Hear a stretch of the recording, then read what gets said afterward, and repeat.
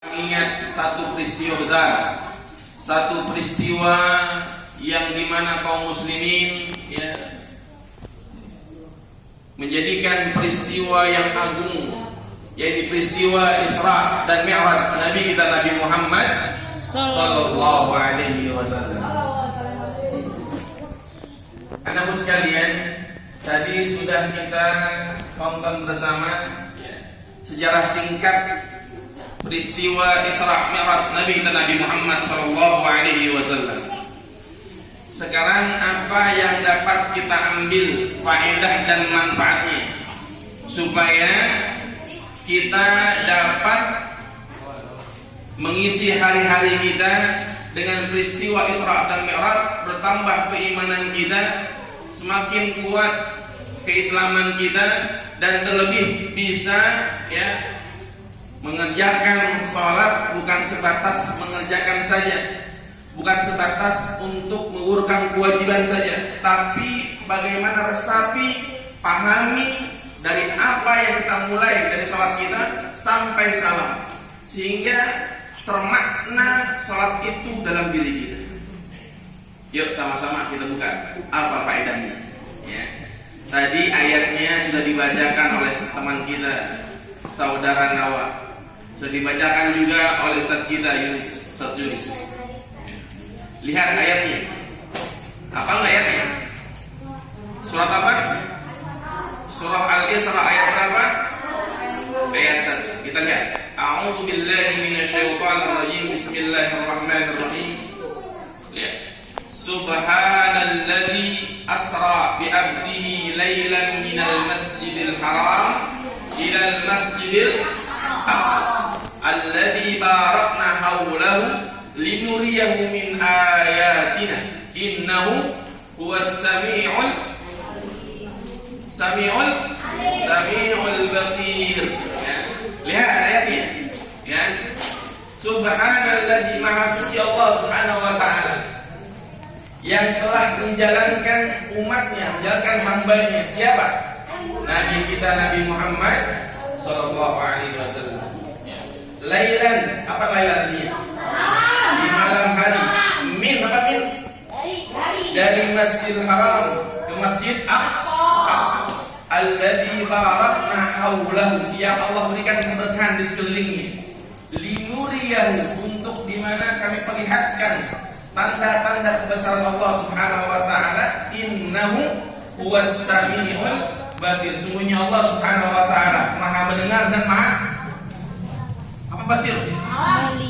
Maha mendengar dan maha basirun, maha melihat. Lihat nih, adik-adik sekalian, lihat ayat ini.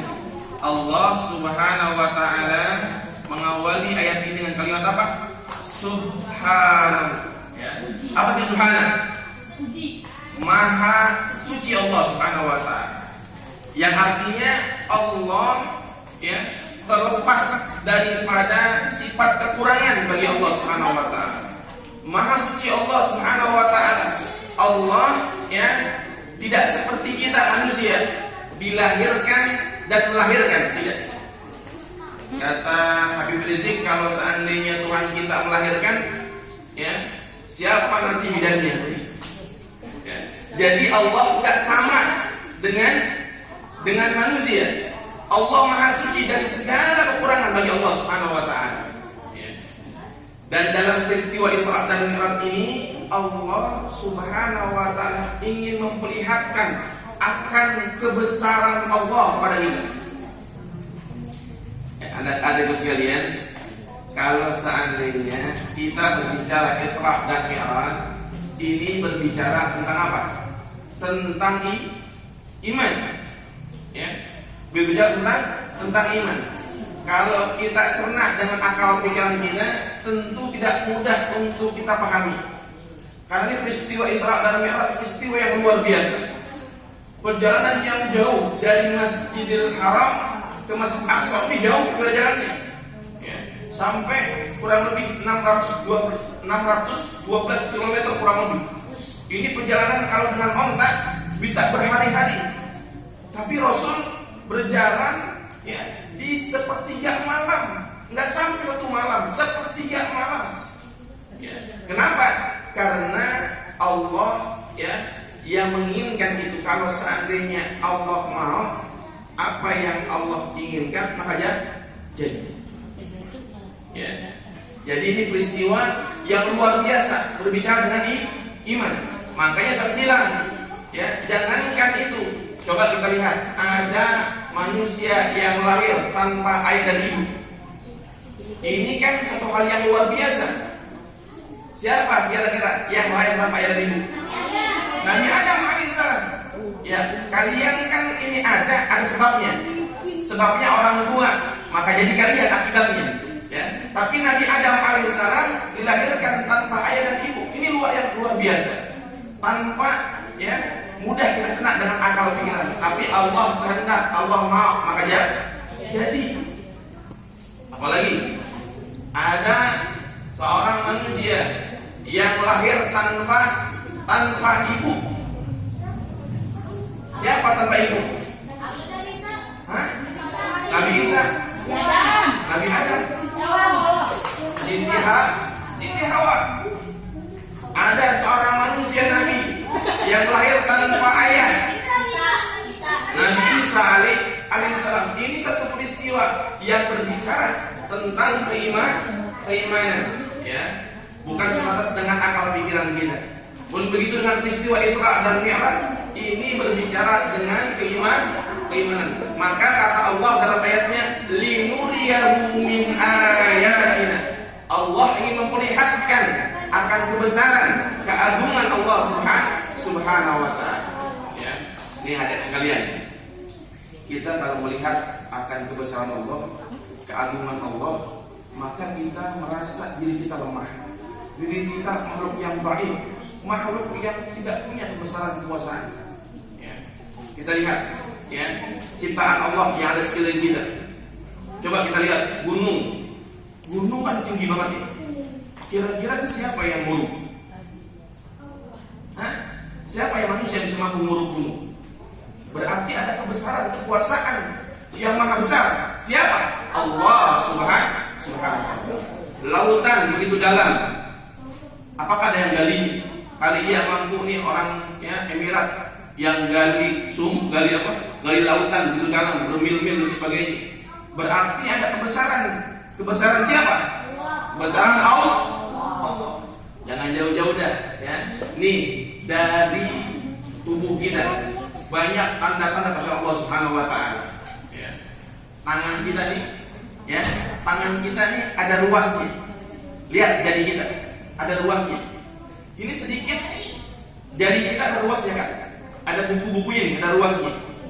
Coba kita pikirkan, kalau seandainya nggak ada ruasnya, kita pikirin, ini kita gimana nulis kita? Ini cuma sebatas sedikit dari Allah yang ciptakan kepada kita.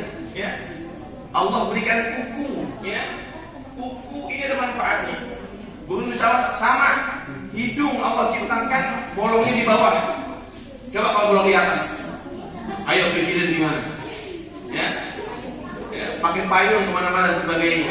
Aku tuh ujian. Ini apa? Ini tanda-tanda kebesaran Allah yang Allah perlihatkan kepada kita. Makanya kita yakin adanya siapa? Adanya Allah. Allah Maha Wujud. Allah ada. Saya tanya, apa tandanya adanya Allah?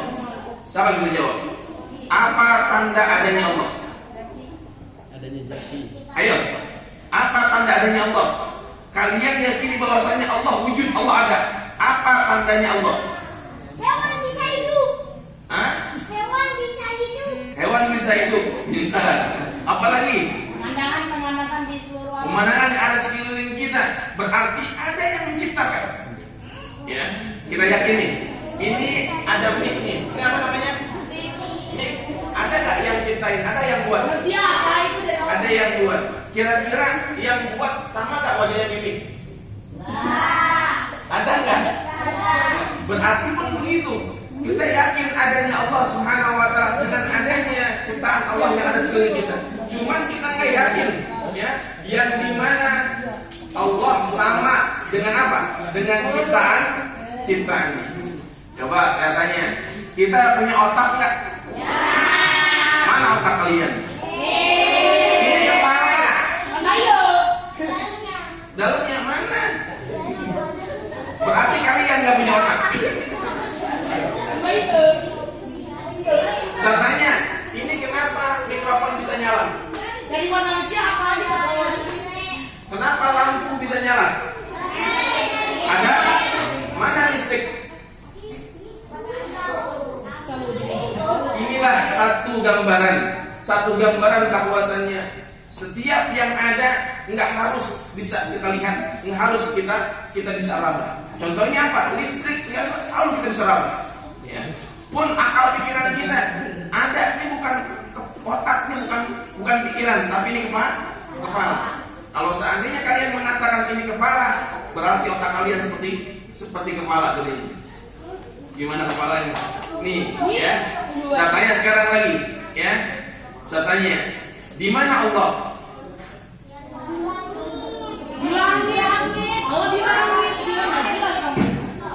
Di mana Allah?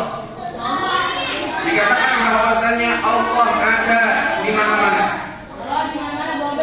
Ya, Allah Maha Besar. Allah ada di mana-mana. Berarti Allah banyak, Bang. Katanya Allah di mana-mana. Berarti Allah banyak. Ya. Apa perumpamaannya? Coba kita lihat perumpamaan. Gampang jawabannya. Jawabannya, entar ya, pas ada matahari, lihat ya ada matahari, kalian taruh ember 10 ember ya yang berisi air di lapangan. Kalian lihat di satu ember kira-kira ada matahari. Ada di ember yang duanya matahari ya. Padahal matahari cuma satu. Ini pun begitu dengan Allah Subhanahu wa taala. Dengan maha besarnya Allah Subhanahu wa taala, dengan maha agungnya Allah Subhanahu wa taala, menandakan bahwasanya Allah wujud, Allah ada. Inilah yang dimana Allah memperlihatkan di sekeliling kita untuk memperlihatkan akan kebesaran Allah Subhanahu wa taala. Pun sama dengan peristiwa Isra dan Mi'raj, ini Allah Subhanahu wa taala ingin memperlihatkan akan siapa? Akan kebesaran Allah Subhanahu wa taala kepada kita. Ya. Makanya nih, adik sekalian, ya, kita jauhkan pertanyaan dalam diri kita. Perhatikan semua. Kalau seandainya diri kita ingin selamat dari yang namanya akidah yang lurus, jauhkan diri kita dari pertanyaan. Yang pertama, jauhkan nih pertanyaan aina Allah, di mana Allah? Karena kita gak bakal ketemu, ya. Yang kedua apa? Yang kedua, mata Allah, kapan Allah diciptakan? Kalau Allah pertama, siapa yang ciptain Allah? Akan terus pikiran kita, ya, suuzon kepada Allah Subhanahu wa taala. Yang ketiga apa? Yang ketiga, kaif Allah, bagaimana Allah? Ya.